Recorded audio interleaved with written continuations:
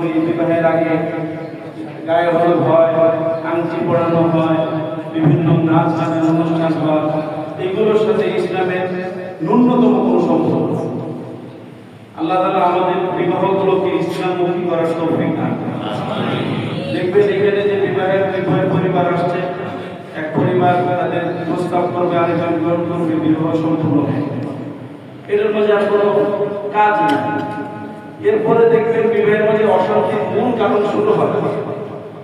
ছেলে তথা জামাই কাকে সালাম দিল না, কাকে কাপড় দিল না, তাকে সম্মান করলো না, এগুলো নিয়ে সমস্যা শুরু হয়। মেয়ে শ্বশুর বাড়িতে শাশুড়িতে কেমনে তাকাইবে, ননদের দিকে কিভাবে আচরণ করলো, শ্বশুরের লুঙ্গি কেন ধুয়ে দিল না, দেবরের শাক কেন ইস্ত্রি করে দিল না, এইগুলোর কারণে পরিবারের মধ্যে অশান্তি শুরু হয়। এগুলোর একটি বিবাহিত দাম্পত্য জীবনের মধ্যে এগুলোর কোনো সম্পর্ক নেই। ছেলে মেয়েকে বিবাহ করবে, মেয়ে ছেলের সাথে বিবাহ বসবে, তারা তাদের নতুন একটি জিন্দেগি বা জীবন শুরু করবে। এক্ষেত্রে উভয় পরিবারের দায়িত্ব হলো তাদের সুখ এবং সমৃদ্ধির জন্য সার্বিকভাবে তাদেরকে সহযোগিতা করা। এটা ছেলে সহজে বিবাহ করলে বাস তার পিছনে সময় নেই, মেয়ে বিবাহ করলে তার পিছনে সময় নেই।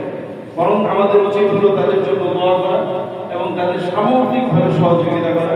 আল্লাহ তাআলা তাদেরকে দুনিয়া ও আখিরাতের কল্যাণ দান করেন। আপনি একটু সামনে আসেন, একটু দিকে ফিরে বসে।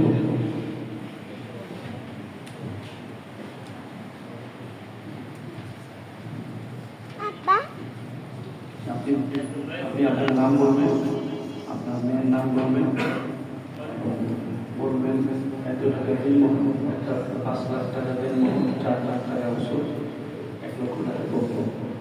আমি এই কথা বলে আমি আপনার নিকট ইসলামী শরিয়া অনুযায়ী রাসূলুল্লাহ সাল্লাল্লাহু আলাইহি ওয়াসাল্লাম আপনার নিকট আমাকে বিবাহের প্রস্তাব করেছেন।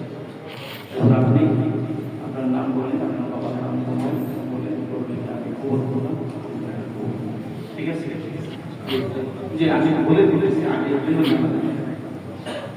যে আপনি বলেন যে আমি আলমগীর পারওয়ান, মোহাম্মদ আলমগীর পারওয়ান, আমার কন্যা লামিয়া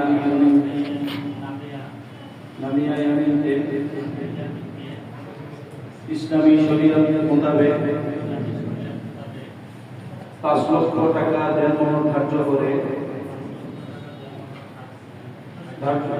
4 লক্ষ টাকা উসুল করে আপনার বিবাহে প্রস্তাব করতেছি।